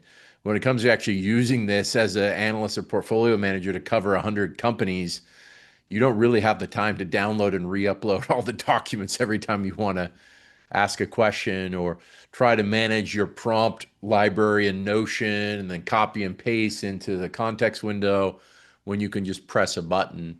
And so I think the next wave of AI is more of this seamless integration of the tool, and the AI will feel more like, the electricity or the internet. We won't think about the AI as much. We'll think more about the workflow embedded around our investment process. So that's my belief and observation of what I see happening. Great. Thank you for the input, David and Brett. Question from Michael. When discussing the sweet spot of prompt length, it was mentioned that being too long can add model confusion. Does this length-based confusion apply to the inclusion of examples in the prompt, i.e. David's final prompt plus a 2-paragraph example typed at the end? So I can answer that since it's my prompt. Like the answer is no. Oh, sorry. The answer is mostly no. So like, and there are certain prompts that we have at Portrait where there's like a dozen examples. I think now the good news about examples is that it can be really, really helpful. Really helpful. Like in the same way, a picture communicates 1,000 words. Like there's been times where I've been struggling to get a language model to create a tone or a way of writing that captures what I want, but then I'll just paste in like a paragraph of like, here's an example of paragraph from a different report that captures the tone, and the model intuitively gets it. So that's really good. And it's a great way to communicate behavior. Where adding examples can actually hurt you though, is if you end up overly constraining the model, right? Like in some instances, you'll add in a bunch of examples and you start like limiting the model's ability to kind of think from first principles about how it should address something. And so like an example of this is like, if let's say you have a lot of examples and the model starts mapping all its responses to like some of your examples, and you have one and you give it an actual inference that is similar to an example, but like there's important differences, it might over extrapolate from that one example. So I've found that like, I would say like I definitely add examples that I think it can be really useful. The other thing I'd note though, in terms of limiting prompt length when it comes to examples, is you don't always need to put the full input and the full output. So let's say, for instance, you have a prompt that is summarizing the most important changes to the risk factors in the 10K, which is a helpful thing to do when a new 10K comes out. You do not, if you want to put 5 different examples, you do not need to download 5 different 10K risk factor sections into that prompt. Like you can just give examples and illustrative examples and just show what type of output you mean, and the model can kind of learn from that. So you can be kind of smart about how you communicate them as well. So that's kind of how I think about that. Great. Maybe time for one or two more. Question from Braden. What are your thoughts on using a wrapper like Perplexity? Do you prefer having more control over which model is being used? I find Perplexity personally pretty good as like a search engine. Um, when I try to get it to do more, I generally don't find great results. Maybe that's user error. That's probably user error. But I sort of think about Perplexity as kind of a Google without all the ads. Um, so I use it. I use it sometimes for search use cases, just given the search functionality embedded in the system. But I don't know if Chris, Dave, or Andrew, you have thoughts on Perplexity. I don't have any like specific thoughts on Perplexity. Similar to you, Brett, I find it great for searching. I will say like, and this is very relevant with GPT-5, where they put in like a model router. So you input something and it decides what essentially what complexity of model should be used. I think I understand from a product perspective why they do that. It makes it easier for the user. I would not recommend, I think in Perplexity, you can specify which model should be used. And I think you can do the same, I believe, in ChatGPT if you pay for Pro or whatever. I would definitely recommend doing that. I think these model routers end up not being super thoughtful about like sending a task to the right model. Because what's happening in real time is when you put in a query, right? Like the default thing Perplexity always wants to do is serve you as efficiently as quickly as possible. And they only want to use a heavier, slower model if the task requires it. In your use case of like high stakes, like investment research, it almost should always do that, right? You should almost always be like using the better, smarter model. And the issue is like when these routers are trained and fine-tuned, they're trained over like a massive general population use case of when a heavy model should be used or not. So I generally want to have control over the models. And in fact, like if you want to get really into it, like I oftentimes won't even use the web interface. Like I'll use the kind of the playground for the developers, because there is no system prompt that OpenAI is putting into it. Like I can fully control it. That certainly is not required, but to get anything useful out of these models. But I think generally knowing what model is being used is really helpful for kind of developing like, intuition and control over kind of using this stuff in the research process.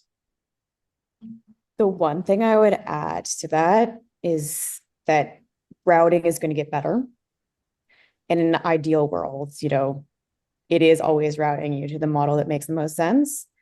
We do model routing in Hudson Labs internally. And one of the things that we do is we do source selection routing, we do model routing, we do a lot of sort of specialized models that you're not necessarily seeing under the hood. But there's always an edge case where that's not necessarily going to be the perfect model or the perfect source. So for now, we allow overrides for absolutely everything and let you see exactly what's happening. But I would imagine that internally here at Hudson Labs, in like the next 6 to 9 months, we will no longer need such explicit overrides. Yeah, and my statement was more so for the general purpose models. I imagine if for finance specific model, the router is going to be tuned for that use case, and so will make a lot more sense. Yeah, I also imagine that the general purpose models will get slightly better at routing as well, although maybe not as much for finance specifically as you mentioned. Yeah, it's an interesting point. I think the sort of kind of maybe the pushback on GPT-5 as well too, that it was maybe more of a cost play, a token processing minimization play from ChatGPT, from OpenAI, to make the inference more efficient and then thus reduce costs rather than drive optimization of what's best for use case. And so I think we'll run into all these sorts of various issues where this jack of all trade model that's designed for every use case under the sun isn't necessarily the best model for the specific use case of investment research. Yeah, and just one way to illustrate that, like, I guess, right, like this, what the way these routers get tuned is like, okay, here's an example query. Do you need a heavy model or not?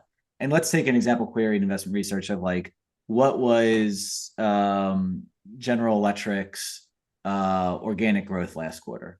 Like that, if General Electric discloses that, that is a very easy question to answer, right? You don't need a complicated model for that. You need to have a good retrieval model, but it's a one-step thing.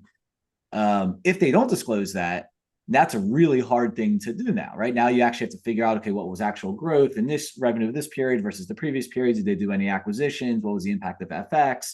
Did they reclassify anything from an accounting perspective? And if they did, now you have to actually do some math. To do that faithfully, you'd want to use a heavier model for that. The problem is ex ante, a router isn't going to know the answer. Does GE actually disclose this figure or not?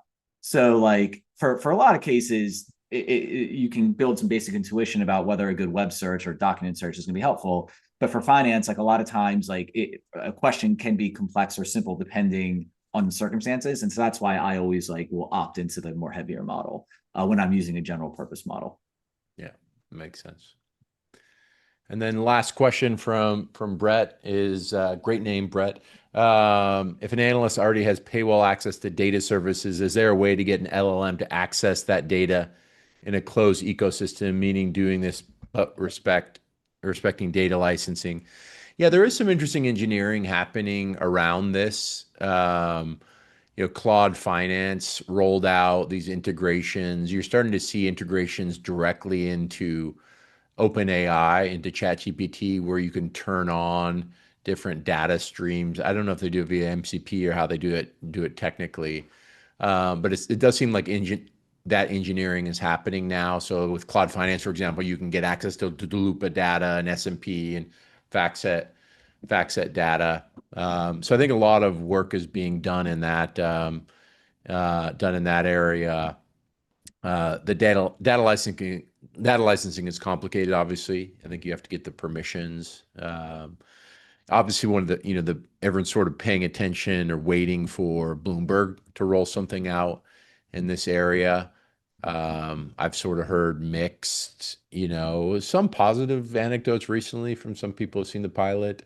So I think that will be a big innovation in the space to see whether Bloomberg nails something effective here or not, though they've missed sort of every meaningful innovation cycle in investment research for the last 2 decades. So I'm not holding my breath that they will be the most creative and thoughtful innovator in this space, sort of classic innovator's dilemma.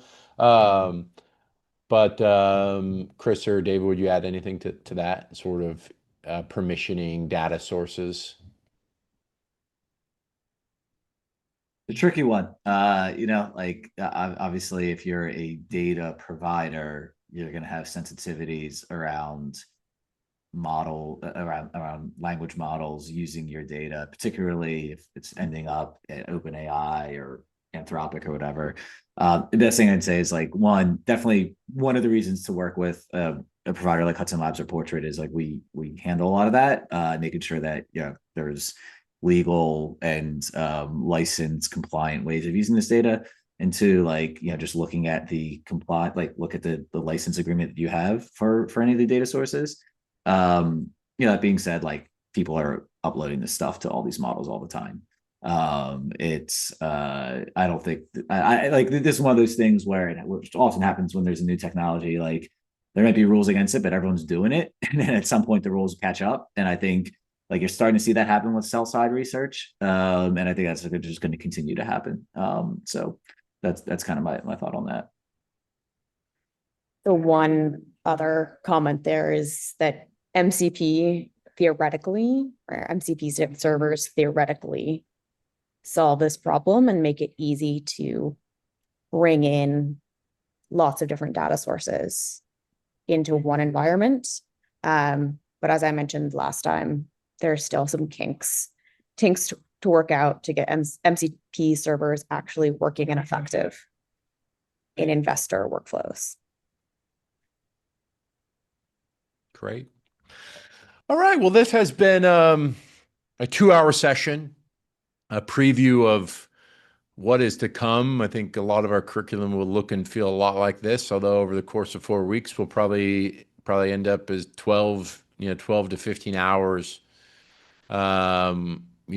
going very deep into all of these areas, trying to avoid the redundancy of the two-hour open sessions we did, supplemented by probably 20 hours of guest speaker sessions to fill in all these gaps. And so what we'll really do over the next 4 weeks is try and paint a picture for you, and then do guided experimentation together via the case study. So I'm super excited for it. I expect to learn a lot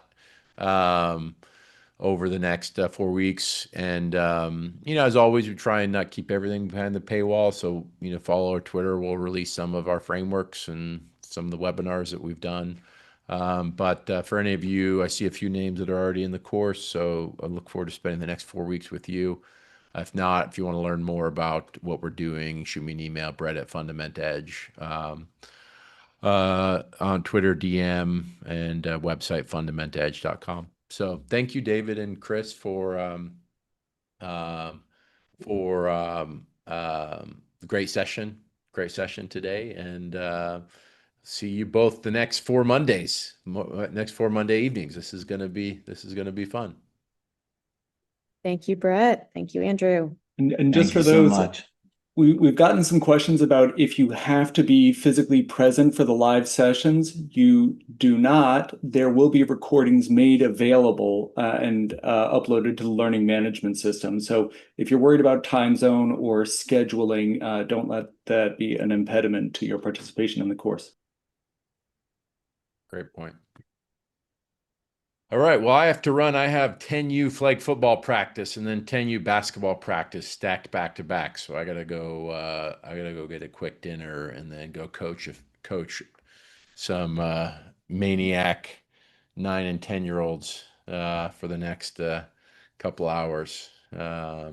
So enjoy and see everyone soon. Everyone.